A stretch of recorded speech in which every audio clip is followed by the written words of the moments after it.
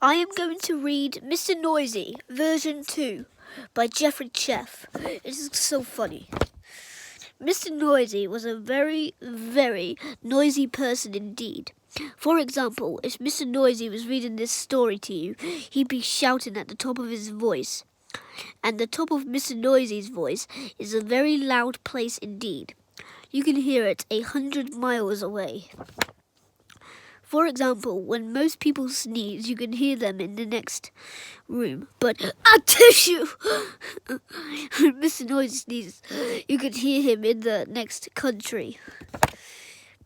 Now, this story starts when Mr. Noisy was asleep in bed in his bedroom in his house, which is on top of a hill.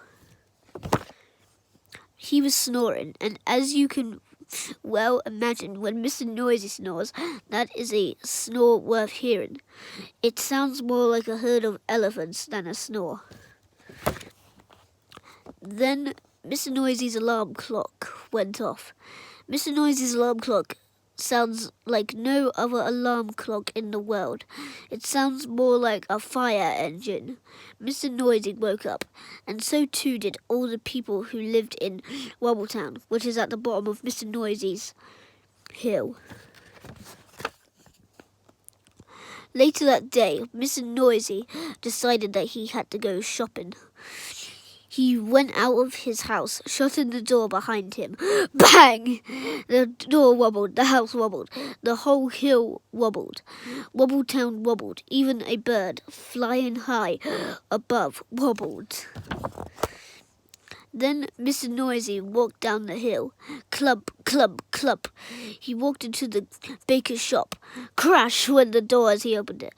Bang went the door as he shut it. I'd like a loaf of bread, boomed Mr. Noisy to Mrs. Crumb, the baker's wife.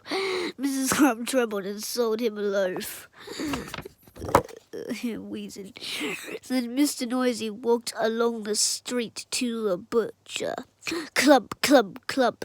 He walked into the butcher's shop. Crash went the door as he opened it. Bang went the door as he shut it. I'd like a piece of meat, boomed Mr. Noisy to Mr. Bacon the butcher. Mr. Bacon trembled and sold him some meat.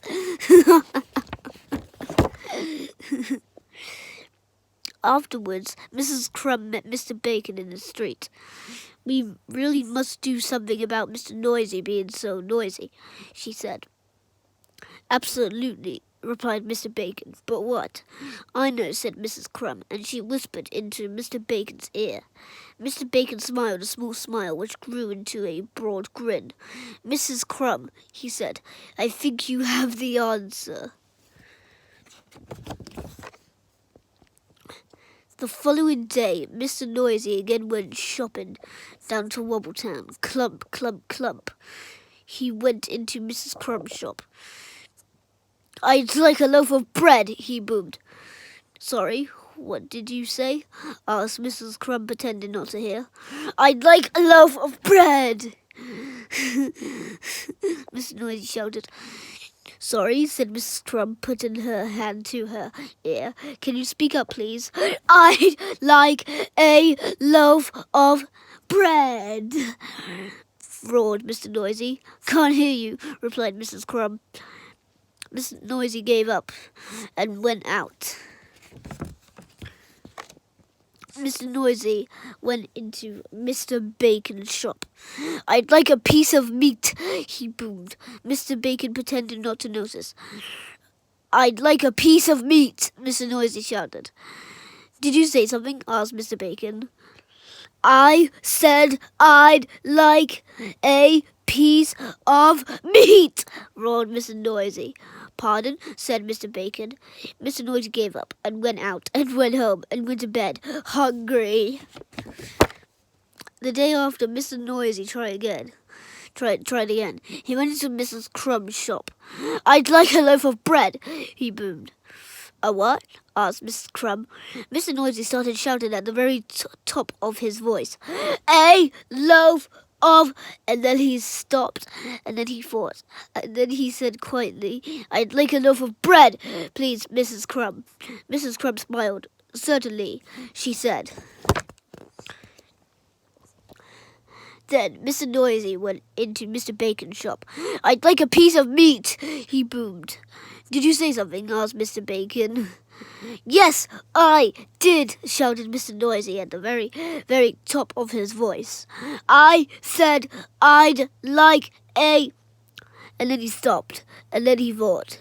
And then he said quietly, "I'd like a piece of meat, please, Mr. Bacon."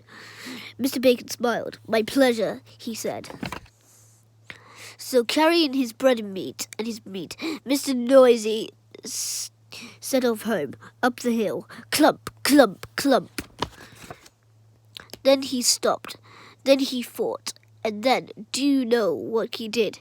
He tiptoed. A tiptoe was something Mr. Noisy had never tried before. It was fun.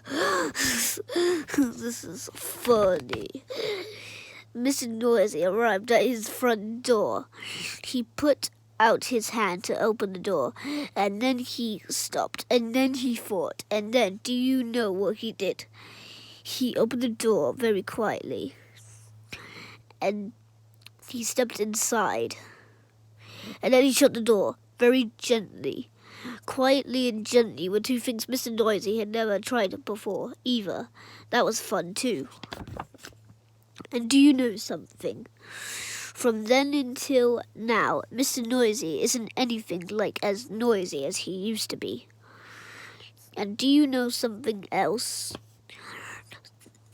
The people of Wobbletown are delighted, especially Mrs. Crumb and Mr. Bacon. And do you know something else? Mr. Noisy has learned how to whisper.